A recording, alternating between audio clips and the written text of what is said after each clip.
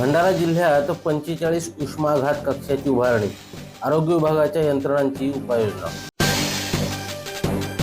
भंडारा जिल्ह्यातील तापमान सध्या 42 अंश सेल्सिअसवर पोहोचले आहे।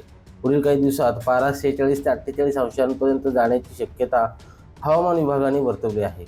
उष्माघाताचा संभाव्य धोका लक्षात घेता जिल्हा आरोग्य यंत्रणेद्वारे 45 उष्माघात कक्षाची उभारणी करण्यात आली आहे।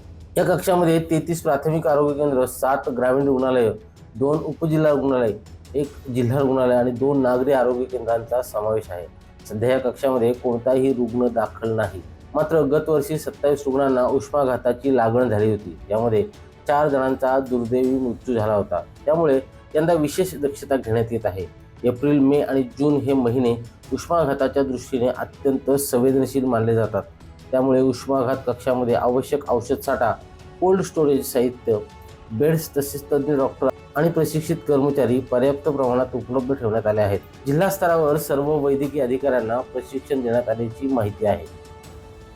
किशोर गडकरी, संवाद मराठी लाईव्ह, भंडारा।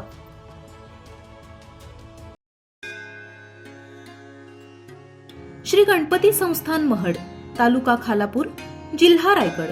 श्री वरद विनायकाच्या भक्तांसाठी भक्त निवासाची सोय, स्वच्छता आणि 24 तास गरम पाणी, सीसीटीव्हीची नजर।